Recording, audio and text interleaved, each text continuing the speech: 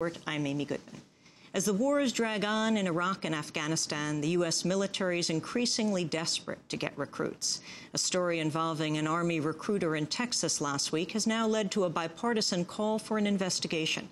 The recruiter from the Greenspoint Recruiting Station in Houston was suspended last week after a recording of his threats aired on a local CBS affiliate, KHOU.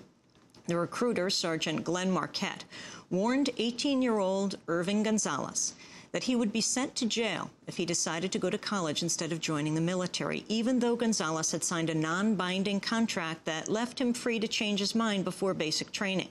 Republican Congressmember Ted Poe told the CBS affiliate that, quote, "We don't want the government, military, the Army deceiving American citizens," and suggested that Congress might have to get involved if the Army did not react to the incident. Last year, Irving Gonzalez and Eric Martinez signed up for the non-binding delayed enlistment program in high school. But earlier this summer, when 17-year-old Eric Martinez told his recruiters he decided to go to college instead of the military, his mother was told Eric had no choice and could face jail time if he resisted joining. Irving Gonzalez helped get Eric out of enlistment hours before he was to be shipped out of Houston for training. He knew he was next in line. He decided to record his next conversation with his recruiters. This is a part of what Sergeant Marquette told Irving Gonzalez in that recorded conversation. The main thing is just I want out. I don't want to be in it. I don't want to go to the Army. Well, you need to talk to my company commander. Your company commander? Mm-hmm. You need to come in here, and I need to bring you to my company commander. But is there a way out? Is there a way for me to get out? Because I don't want to go in there if you're just going to, like... No, there's not a way out. You sign a binding contract. There's no way out? No. When you sign a contract... but I thought if you were able to get scholarships... You need a full-ride scholarship, Sarge. Full-ride to a state university, UT, A&M, full-ride. That means everything is paid for. Classes, books, your lodging, your breakfast, lunch, and dinner. All paid for. Not no partial scholarship, not no FAA scholarship, not no First Citizens Bank scholarship. No. I'm talking full-ride scholarship, because there ain't no partial scholarship out there that even comes close to the Army, what the Army giving you for college, $40,000+. Yeah, I know, but I mean, it's kind of like a family thing too. I'd rather just stay here. What if I just don't show up? And guess what? You're AWOL, absence without leave. Punishable under the Uniform Code of Military Justice, Article 86, deserter. It's in your contract. Read it. Clear as day. So then guess what happens to you? What's that? Guess what happens? Guess what happens to you? I tell you what happens to you. Okay? This is what will happen. You want to go to school, you will not get no loans, because all college loans are federal and government loans. So you'll be blackballed from that.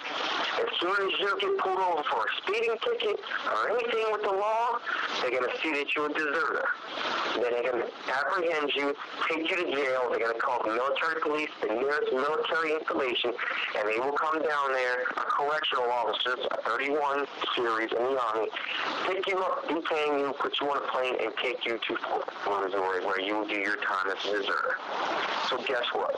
All that lovey-dovey, I want to go to college and all this, guess what? You just throw it out the window because you just screwed your life.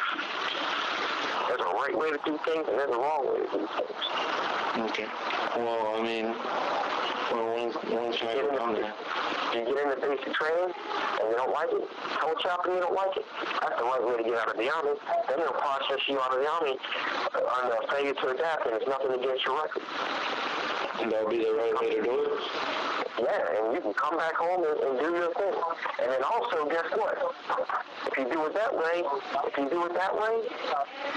maybe later on in the future, you may say, well, damn, I'm going to join the Army this time. Then guess what? You can. You can join then, because you got out of the Army the right way. You at least got to go to basic training and try it. U.S. Army recruiter Sergeant Glenn Marquette threatening 18-year-old Irving Gonzalez. Gonzalez and Eric Martinez now are joining us from Houston, Texas. We're also joined in Houston by Democratic Congressmember Jean Green, who is calling on the Department of Defense to look into the incident, and by community organizer Maureen Havel. She's the founder of Not Even One, a website to disseminate information and take action against illegal military recruiting practices. Douglas Smith is also on the phone with us. He's the public affairs officer at the U.S. Military Recruiting Command, joining us on the phone from Louisville, Kentucky. We welcome you all to Democracy Now! Irving Gonzalez, I'd like to start with you. You had this conversation with the Army recruiter. Explain how this all came about, beginning actually with Eric being threatened. Well, it started around a year ago. I was still 17, and when I got in, Eric was already thinking about it before I was, but, you know, right after I got in, like 2 weeks later, he decided to go ahead and join the DES program too, and from there, that's how it started. And I mean, we didn't think it was gonna get this far, but they started for a while, whenever we were thinking about not joining, they started calling us and telling us that we didn't have a choice, you know, that we could say all we want, is we don't have a choice to go or not, if we want to or not. Eric, if you could explain how far this went. First of all, how did you meet the military recruiter? Talk about what you understood, what you signed, and how eventually you end up basically escaping from a hotel. Well, I met her at Irving's house because the day he went to go enlist for the DEP, I was at his house, and I talked to her and told her that I was interested in the military. And then she's like, well, what branch? And I wasn't too sure yet. And she talked to me about it, and I was like, okay, well, let me get back to you on that. And it took me about 2 weeks before I decided to actually join the DEP. And DEP means Delayed Enlistment Program? Yes. And from what I understood is that it's just there so you can save a spot. So, you know, you can have the job you want as soon as you get there, and so you won't have a problem with it later on. And then as things went farther, I decided not to go. And when I told her that, she said I had no choice and that I had to go. So I believed her, and I went to the hotel.